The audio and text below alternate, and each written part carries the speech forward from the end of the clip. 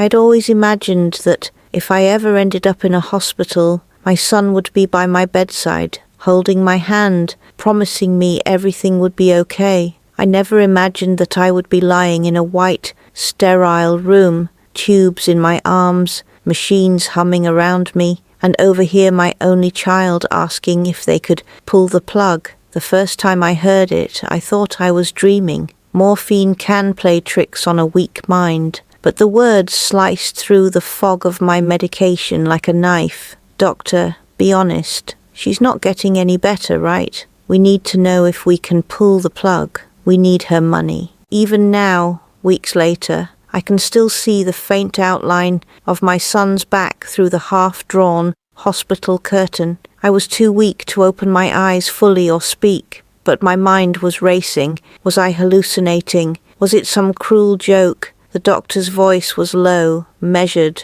almost embarrassed. Sir, your mother is still responding. She's stable. It's too early to talk about such things. But my son pressed on. You don't understand. Her will says the estate comes to me if she passes. She wouldn't want to live like this. And then, as if to soften his greed, with false tenderness, he added, it's what she'd want, trust me. Lying there, tubes taped to my skin, my throat raw from the oxygen mask, I remembered every late-night shift I had worked to pay for his education, every penny I had saved from my late husband's pension so he could start his own business. I had never imagined that the boy I fed, clothed, and defended from the world would one day stand in a hospital corridor, calculating how soon he could inherit my life's work. My heart monitor beeped faster, but I stayed still. I knew if I moved or spoke too soon, he'd change his tone, mask his intentions, and I'd never get the full truth. That night, I stared at the ceiling and began to piece together everything. The mysterious emergencies he had asked me to wire money for, the sudden push for me to sign power of attorney papers last year, the way he had stopped visiting except to check on my health. All at once it made sense. This hospital stay wasn't an inconvenience to him. It was an opportunity. What he didn't know was that I was stronger than I looked, and I was listening. And before I left that bed, I would find out just how far my son was willing to go for money. The next morning, when the nurse came to check my vitals, my son walked in, carrying a cup of coffee as if nothing had happened. He smiled at me, kissed my forehead, and said in the softest voice, "How are you feeling today, Mom?" If I hadn't heard him the night before, I would have believed every word, every gesture. But now I saw through him like glass. His smile wasn't love, it was calculation. Behind his eyes, I could almost hear the numbers running through his head. How much the house would sell for, how quickly the accounts could be transferred, how soon the bills could be cleared once I was gone. I wanted to scream, to demand how he could betray me like this, but my throat was too dry, my body too frail, so I just nodded weakly and let him talk. And oh, how he talked. He told me about the stress of managing his debts, how hard things had been since the market downturn, how he was just worried about me being comfortable. Every sentence had a double meaning now, comfortable, for me or for him. When he said, "You don't have to worry any more, Mom," I realized he meant, "You won't be around to worry much longer." Later that afternoon, I overheard him in the hallway again. This time he wasn't speaking to the doctor, but to a woman, his wife, my daughter-in-law. Her voice was sharp, impatient. "Why is it taking so long? You promised the money would come by now. Do you know how embarrassing it is to keep telling people we'll pay them back?" My son whispered back, but I caught every word. "The doctor says she's stable, but it's just a matter of time. When it happens, everything changes for us. Just hold on." Those words made my blood run cold. When it happens, not if. He was already planning my death as if it were an appointment on his calendar. I closed my eyes and remembered the promises he had made when his father died. He was only 19 then, and I had stood over my husband's coffin and vowed to protect our boy, to give him everything we never had. I never remarried. I poured all my love, all my savings, all my strength into raising him right. And now he was standing just outside my door, treating my life like a bank account he couldn't wait to cash out. What he didn't know, what neither of them knew, was that I had heard enough. I might not have been able to move much, but my mind was sharper than they realized. If they wanted to plan my death, then I would plan something of my own, something they wouldn't see coming. That night, I didn't sleep.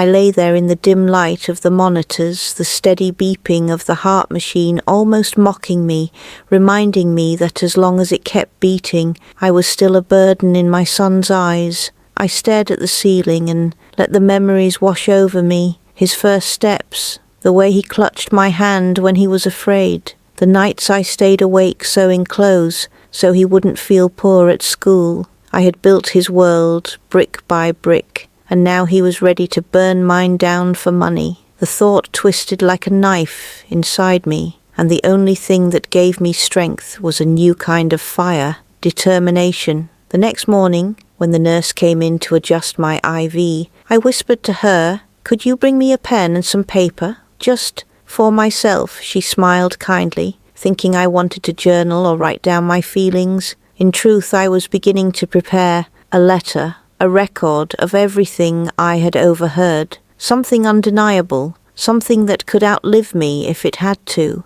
When my son came in again later, all warm smiles and false tenderness, I tucked the folded paper under my blanket. He sat by my bed and told me about how hard life was, how bills were piling up, how people didn't understand the pressure he was under. He never asked how I was, not really. His words dripped like honey, but I could taste the poison underneath. He leaned in and said, "Don't you worry about anything, Mom. I'll take care of it all." I forced a weak smile, but inside my mind was racing. Take care of it all. Did he mean paying the bills, or taking care of me once and for all? That afternoon, a different doctor came in, a young resident I hadn't seen before. My son wasn't there, and I took my chance. "Doctor," I whispered, my voice shaking, "please, write in my file that I want full treatment, that I don't want life support stopped unless I say so." His brows furrowed in confusion, but he nodded. "Of course, ma'am." Relief washed over me. At least there would be a record somewhere, a safeguard. Still, I knew that wasn't enough. Paper could be lost, signatures could be forged, and the people who wanted me gone were my own flesh and blood. No one would suspect them until it was too late. I needed to outthink them, to stay one step ahead. As night fell again, I listened carefully. Through the thin walls, I heard my son's voice once more, this time harder, colder. "If she makes it out of here, we're ruined. Do you understand? We can't wait forever." And my daughter-in-law's reply cut deeper than any scalpel. "Then make sure she doesn't." My hand tightened on the blanket. They weren't just waiting anymore. They were planning. The following morning, I decided to play weaker than I was. When my son arrived carrying that fake smile stretched across his face like a poorly stitched mask, I kept my eyes half closed and my voice faint. "I don't feel so good today," I whispered, watching how quickly the false concern flickered across his features. He leaned closer, gripping my hand a little too tightly, and said, "It's okay, Mom. You've had a long life. Maybe it's time to rest." His words were meant to soothe, but to me they were confirmation. He wasn't waiting for me to recover. He was waiting for me to surrender. My chest tightened, but I forced myself to cough and act fragile, as though I had no strength left to argue. Inside, though, I was burning with fury. I needed to see just how far he'd go. Later that day, while my son was out of the room, I asked the nurse to lower the blinds and dim the lights. "I want to sleep," I told her. But the truth was different. I wanted to listen. The thin walls were my allies. From the hallway, I caught snippets of a conversation between my son and daughter-in-law. "She's too stubborn,"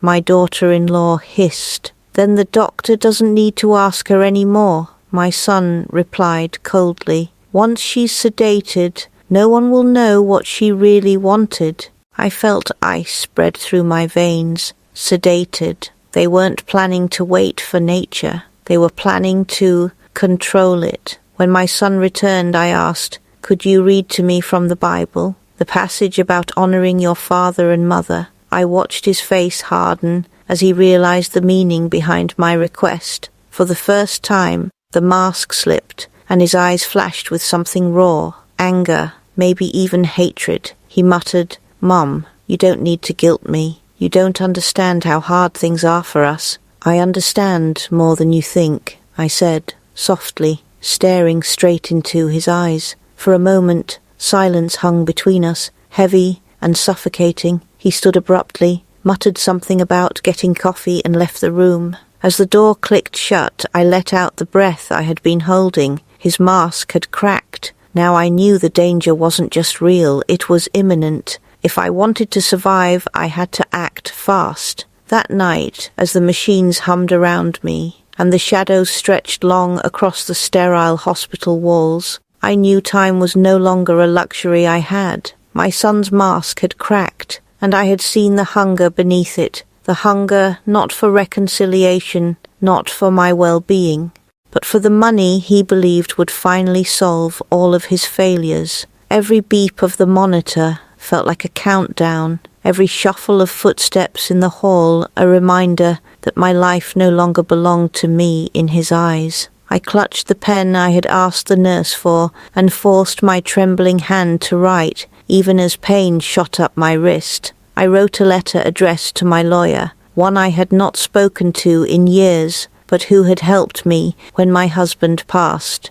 I poured into it everything I had overheard, the conversations about pulling the plug, the talk of sedating me, the pressure I felt under their cold stares. I wrote with clarity, not fear, because if they managed to silence me, this piece of paper had to speak for me. I tucked it beneath my pillow, and then, when the nurse came for her rounds, I whispered, "Please, can you mail this for me? It's important." She gave me a look of surprise, maybe even pity, but she nodded and slipped it into her pocket. When she left, I closed my eyes and let the tears come. For so long I had been the backbone of this family, the one who sacrificed sleep, food and joy so that my son could have more than I ever did. I had stitched his uniforms late into the night, skipped meals so he could eat, sold jewelry to pay for his education, and worked double shifts when he wanted things we couldn't afford.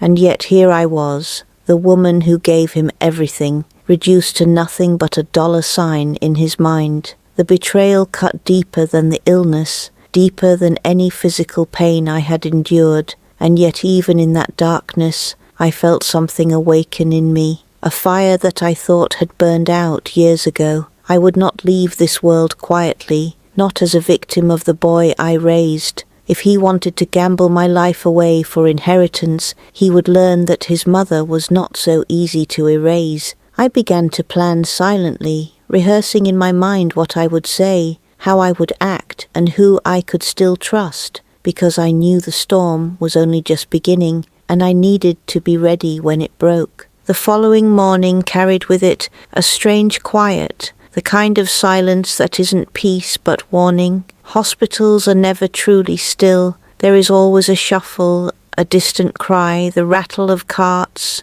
the murmur of staff. But that morning, as I stirred awake, the corridors outside my door felt hollow, almost staged. I turned my head slowly, my eyes falling on the chair by the window, and there he was, my son, sitting in the pale light with his hands clasped together, staring at me with a look that sent a shiver crawling down my spine. There was no false smile today, no attempt at tenderness. His face was hard, determined, like a man who had finally made a decision. When he noticed I was awake, he rose slowly, walked to my bedside, and leaned over. "Mom," he said, in a tone so low it barely carried above the hum of the machines, "this has gone on long enough. You're suffering, and we all know it. Maybe it's time to stop clinging." I stared back at him, my throat tight, and whispered, "Clinging to what, son? To life? To breath? To the same breath I gave you when I raised you?" He flinched, his jaw tightening.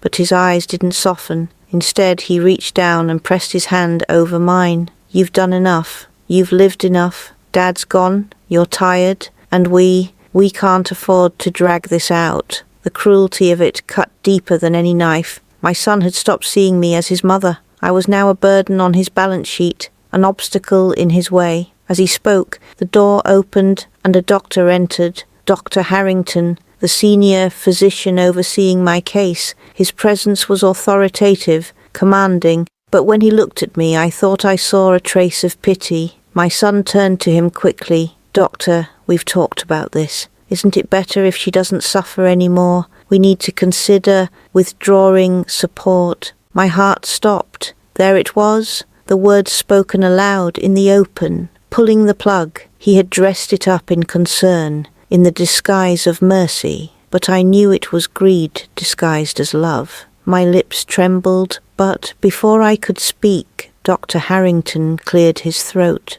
"Mr. Carter, your mother is conscious, alert, and capable of making her own decisions. As long as she can speak for herself, it's her choice." My son's face hardened, his nostrils flaring. "But she doesn't understand how much pain she's in. Look at her. She's frail, confused. She doesn't know what's best for her anymore." He turned back to me, leaning close enough that I could feel his breath. "Mom, if you loved me, if you loved us, you'd let go. You'd make this easy." I wanted to scream, to claw the words out of the air, but my body betrayed me. My illness had left me weak, my lungs shallow, my voice thin. "I am not confused," I whispered, my eyes boring into Dr. Harrington's. "I want treatment. I want life. Don't you let them take me before it's my time." The doctor's gaze lingered on me for a moment, and then he gave a slow nod. "It's noted in your file, Mrs. Carter. Full treatment, no withdrawal." My son's jaw clenched, the muscles twitching in fury. I had won that round, but I could see the storm behind his eyes. He wasn't finished. That night, I couldn't rest. Every time I closed my eyes, I saw his face hovering above me, cold, detached, like a stranger wearing my son's skin. The betrayal ached worse than the illness. This was the boy who once cried at the sight of my scraped hands when I worked overtime, who once swore he would take care of me when I was old. Where had that boy gone? Had he been buried under debt, under greed, under the manipulations of his wife? Or had I simply been blind all along, loving a son who only ever saw me as a resource? I stared at the ceiling, my mind racing, and realized I couldn't wait for others to save me. I had to outwit him. If he wanted to push me toward death, then I needed to prepare myself for war. 2 days later it happened. I awoke to find a nurse at my bedside, a woman I didn't recognize. Her scrubs were neat, her hands gloved, and her face calm, but there was something in her eyes, detachment, as though I were an object rather than a patient. She began adjusting my IV drip, muttering something about medication for comfort. My chest tightened. I hadn't been scheduled for any new meds. "What is that?" I croaked, my voice cracking. She didn't answer, only glanced at me briefly before inserting the syringe into the line. The fluid began to flow, cold against my veins. My instincts screamed. "Stop!" I cried out, as loud as my failing lungs would allow. At that exact moment, the door opened and the regular nurse, Martha, the kind one who had been caring for me all week, stepped in. Her eyes narrowed instantly as she looked at the IV bag. "Who authorized this?" she snapped. The strange nurse froze, then stammered, "Dr. Harrington," but Martha's voice cut sharp like a blade. "No, he didn't. I checked his orders this morning. Get out." The woman hesitated only a moment before gathering her things and slipping out the door, quickly, too quickly. Martha immediately clamped off the IV and removed the syringe, her hands trembling. "That wasn't standard medication," she whispered, her face pale. "Mrs. Carter, someone tried to sedate you." My stomach dropped, the truth hitting me like a hammer. They were escalating. They weren't just whispering about pulling the plug anymore. They were attempting to make it happen behind closed doors. And if Martha hadn't walked in at that exact moment, I might never have woken again. That night, as I lay in the dark, my mind replayed every second of the attempt. I thought of my son's cold words, my daughter-in-law's sharp whispers, and the shadow that had crossed their faces whenever money was mentioned. They had crossed a line from cruelty into crime, and I had to face the fact that blood ties would not protect me. If I wanted to survive, I had to be sharper, louder, braver than I had ever been. I had to build allies, document everything, and prepare for the possibility that the people I once trusted most were willing to see me dead for the contents of my bank account. And so, as the machines beeped steadily beside me, I swore silently into the stillness. They would not win, not while I still had breath. The day after the fourth incident, the air in my hospital room felt poisoned with suspicion. Every time the door opened, my heart jumped, unsure whether it was a true caregiver or another wolf in borrowed scrubs. I watched the faces carefully. The interns rushing past, the nurses with their charts, the doctors on rounds, all of them blurred together, yet my instinct screamed that somewhere in the crowd, the hand of my own son had planted seeds of betrayal. Martha, the nurse who had saved me, confirmed my fears. She leaned close one morning while checking my vitals and whispered, "That woman wasn't on our staff." I asked around. No one knows her. Someone slipped her in here. My blood ran cold.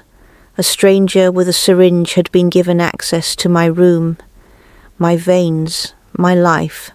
And the only people with motive enough to orchestrate something like that were my son and his wife. They hadn't been satisfied with whispered conversations or subtle pressure. They were actively moving to erase me.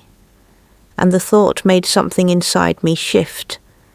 Fear gave way to resolve, and despair hardened into steel. I realized then that survival wouldn't come from hope or pleading. It would come from strategy. I knew I couldn't trust my son, couldn't trust the daughter-in-law who hissed threats when they thought I was asleep. But perhaps there were still people who would stand by me. That evening, when Martha stepped in to adjust my sheets, I slid a trembling hand under my pillow and retrieved the folded paper I had written days ago. "Did you send it?" I whispered. She nodded. "It's on its way." Relief washed over me, but only for a moment. A letter to a lawyer might protect my assets in the long run, but what about tonight? Tomorrow? Every hour in that bed was another hour of danger. I needed a voice, a witness, someone beyond the hospital walls. And then I thought of Samuel, my late husband's oldest friend, the man who had stood beside us through every hardship. Samuel with his gravelly voice and steady gaze, the kind of man who lived by loyalty even when the world had turned against him. With what little energy I had left, I asked Martha, "Please, call him. Tell him I need him here." She hesitated, glancing at the chart, then back at me. "Family rules usually mean only your son gets updates," she murmured. "But if I clock out, maybe I can make a personal call." My eyes welled with gratitude. "Thank you. Please, just tell him I need help." That night stretched on like a lifetime. I feigned sleep when my son and daughter-in-law crept in, their voices low but sharp, slicing through the dark like knives. "She's getting too alert," my daughter-in-law muttered. "If she tells anyone, they'll believe her." "Old women get sympathy," my son grunted in reply. Then we speed things up. The lawyers breathing down my neck. Debts don't wait, and neither can we. My lungs tightened as if the words themselves strangled me. They weren't just hoping I would die, they were racing the clock to make it happen. My hand curled in the sheets, nails digging into my palm, forcing myself not to react, not to move, not to give away that I heard every venomous syllable. When they finally left, I let my tears fall silently into the pillow. My own son, the boy I once rocked to sleep, the boy who once clung to me when storms rattled the windows, now spoke about my death like it was a transaction. I could hardly breathe under the weight of that truth, but I reminded myself, Samuel will come. Help is on its way. And he did. The next afternoon, just as sunlight slanted through the blinds, I heard a familiar knock on the door frame. There stood Samuel, older, greyer, his cane tapping the floor, but his presence as solid as the oak tree we once planted together in my yard decades ago. When our eyes met, mine filled instantly with tears. "Renata," he said softly, his voice steady as stone. "What trouble have they gotten you into?" I wanted to pour it all out, the whispers, the syringes, the cruel words. But before I could, my son barged in, his face souring at the sight. "What are you doing here?" he snapped. "This is family business." "You're not family." But Samuel didn't flinch. He straightened as much as his back allowed and fixed my son with a look sharp enough to cut glass. "I was family to your father, and by God, I'll be family to his wife if she asks it." My son's jaw tightened, his knuckles whitening at his sides, but he said nothing more. He stormed out, muttering under his breath. Samuel came to my bedside and took my hand gently. "Tell me everything," he said, and so I did. Every whisper, every attempt, every fear. He listened without interruption, his eyes darkening with each word, until finally he said, "They won't win. Not if I have breath left in me." For the first time in days I believed it, but even Samuel's presence couldn't erase the danger. My son had been cornered, and desperate men are the most dangerous. That night, as the halls grew quiet again, I couldn't shake the feeling that another attempt was coming. Something bolder, something final. And as I drifted uneasily between sleep and waking, I clung to Samuel's promise, to the fire in his voice, and to the knowledge that I wasn't alone anymore. They had underestimated me. They had forgotten that mothers don't surrender easily, not to illness, not to betrayal, and certainly not to the greed of ungrateful children. Samuel's visit gave me a spark of hope, but hope can be a dangerous thing in the wrong hands. The very next morning, when the door creaked open and I saw my son step inside with a tray of food he had no business carrying, I felt my stomach twist. He never brought me meals. He never fussed over me. But today he set the tray on my lap with exaggerated care. His smile stretched so tight, it looked painted on. "Thought I'd bring you something myself, Mom. You deserve a little special treatment," he said. His words rang hollow, but I forced myself to nod, to play the part of the frail, unsuspecting mother. My fingers trembled as I reached for the spoon. The soup smelled faintly bitter, wrong somehow, and though I didn't lift it to my lips, I let the spoon linger close enough that he believed I had tasted it.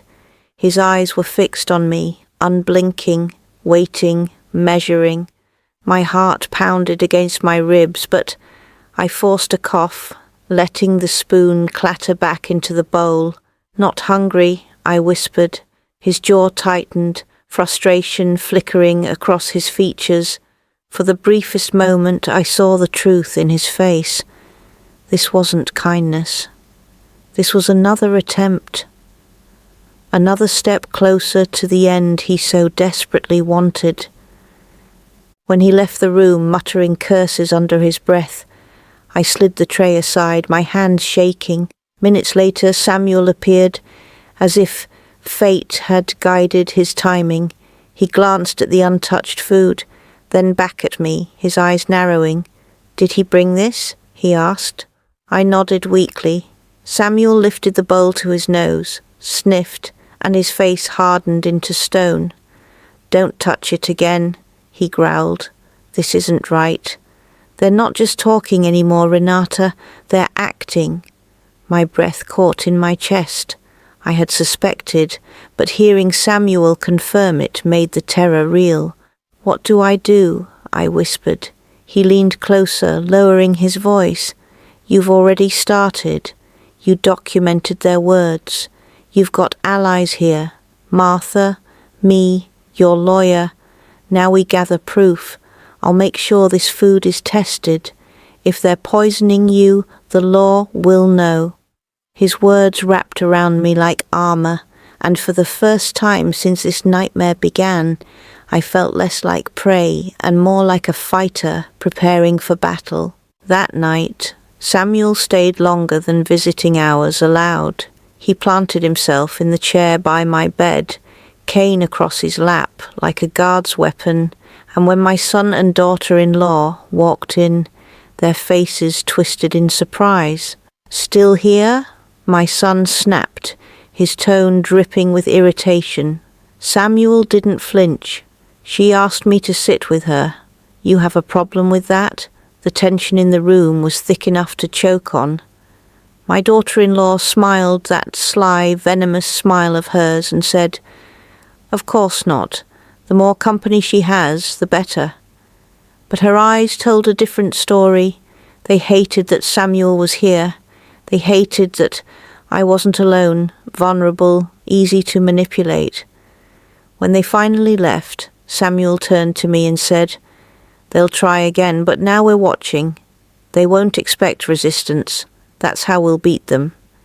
And beat them we must, because the storm was coming faster than either of us expected.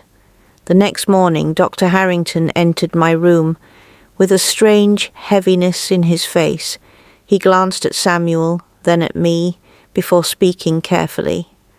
"Mrs. Carter, your son has requested a psychiatric evaluation for you.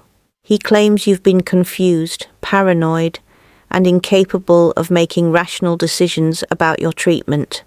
The words sank into me like ice. Of course, if they couldn't kill me quietly, they would try to silence me legally, to strip me of my right to decide, to paint me as a confused old woman clinging to shadows. My pulse thundered in my ears, but before I could speak, Samuel barked, "That's a lie, and you know it. She's as sharp as anyone in this building. They just want control of her money." Harrington raised a calming hand. "I haven't approved anything yet, but they've been persistent. I wanted you to know what's being said." My throat tightened, but I forced myself to sit straighter, to meet his eyes with all the fire I still had. "Doctor, write this down clearly. I am not confused. I am not incompetent. I choose life, and I will not consent to any withdrawal of treatment." He studied me for a long moment, then nodded slowly. "I believe you, but you should be prepared. They're not going to stop." When he left, the silence between Samuel and me was heavy, but alive with determination. "You see what they're doing?" Samuel said, his voice trembling with both rage and sorrow. "They're trying to erase you piece by piece, your body, your voice, your rights. If we don't act now, they'll find a way." I reached for his hand, my grip weak but certain.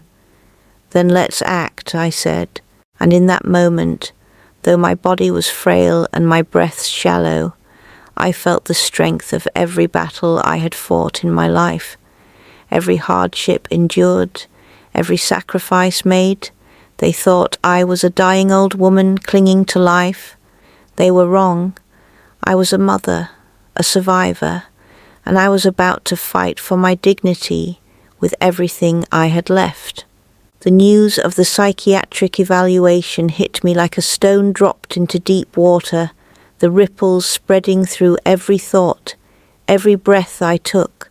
For days I had fought to keep my voice, to keep my body from being silenced by poisoned food or silent syringes, and now they had found a weapon far crueler, doubt. Doubt was invisible, insidious.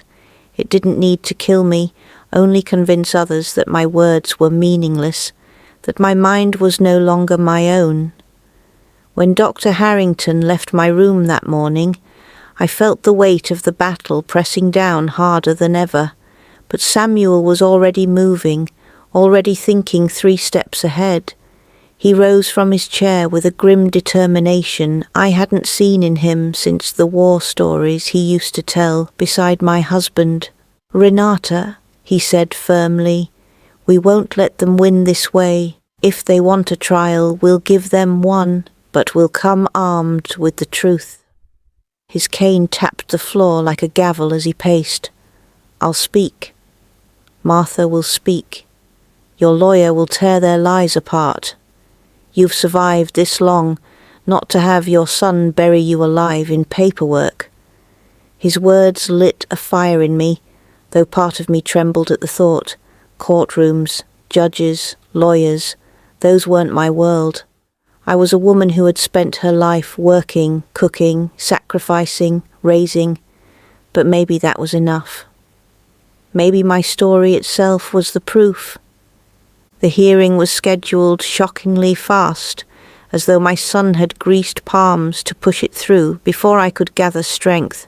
Within a week, I was wheeled into a stark, echoing courtroom, the walls high and cold, the air thick with the scent of polish and dust. My son sat across the aisle, dressed neatly, his hair combed back, his face moulded into a mask of pained concern. Beside him, my daughter-in-law clutched his arm, her eyes cast down demurely, though I knew those eyes held venom. When the judge entered, the room hushed, and my pulse thundered in my ears. I gripped Samuel's hand tightly, and on my other side, my lawyer, Mr. Klein, leaned down to whisper, "Just tell the truth. That's all you need to do." But I knew it wasn't that simple.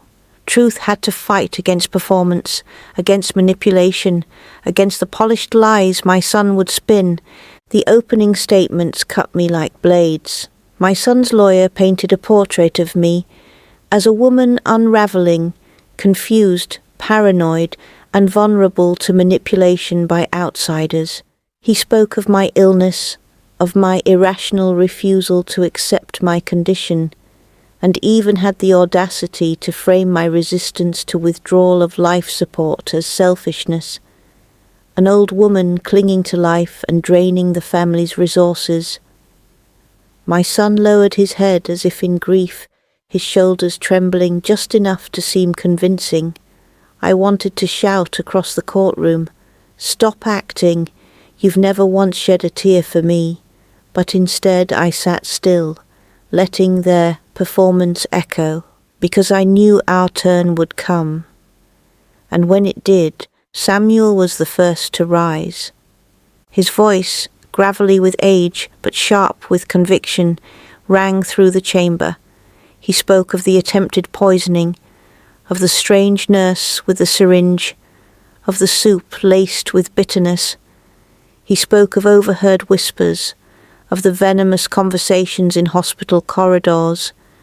And then Martha was called, her uniform crisp, her hands steady, her voice soft but unwavering as she testified that she had stopped an unauthorized medication from entering my veins. "Mrs. Carter may be old," she said, firmly, her eyes sweeping the room, "but she is clear-minded. I've cared for hundreds of patients, and I know confusion when I see it. She is not confused. She is fighting." The courtroom shifted, murmurs rustling like leaves in a storm. Then it was my turn. They wheeled me forward, and I looked up at the judge with all the strength I could summon, from a body tired of betrayal but not tired of truth. My voice cracked at first, but then it grew steady. I told them everything. The nights without food so my son could eat, the long hours I worked so he could study, the sacrifices that carved lines into my face and pain into my bones.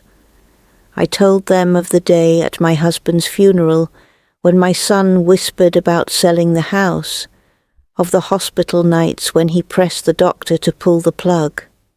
If I am confused, I said, my eyes fixed on the judge, it is only because I cannot understand how a child I carried in my womb could grow into a man who looks at me and sees only money. But I know this much, I am not ready to die, and I will not be silenced by greed. The silence in the courtroom after my words was deeper than any I had ever known. My son wouldn't look at me. When the lawyers closed their arguments, I could feel my body trembling, drained of every ounce of strength. But inside me something fierce still burned. Whatever the outcome, I had spoken. I had made the truth known. Now it was in the hands of the judge. As he withdrew to deliberate, Samuel squeezed my hand. "You did it, Renata." "You fought," I nodded, though tears blurred my vision, because I knew this wasn't only about me. It was about every mother, every elder, every soul who had ever been treated as a burden instead of a blessing. The judge's return felt like a lifetime in the making. The courtroom was silent when he walked in, his black robes heavy, his expression unreadable. My hands trembled in my lap, the weight of decades pressing against this one moment. Across from me, my son sat rigid, his jaw clenched, his fingers drumming nervously against the table. His wife leaned into him, whispering something I couldn't hear, but her eyes glittered with a confidence that made my stomach twist. They truly believed they had won. They thought their performance, their crocodile tears, their rehearsed lies, had been enough to bury me alive in the eyes of the law. But when the judge began to speak, I saw the flicker of doubt ripple through them. His voice was steady, deliberate, each word carrying the weight of justice. "I have heard testimony from both sides," he began. "I have listened to allegations of paranoia, confusion, and incapacity, and I have listened to the clear, unwavering voice of Mrs. Renata Carter, a woman who, despite her illness, has spoken with clarity and conviction. I have heard the testimony of medical staff who attest to her awareness, and I have weighed it against the troubling claims of attempted interference in her care."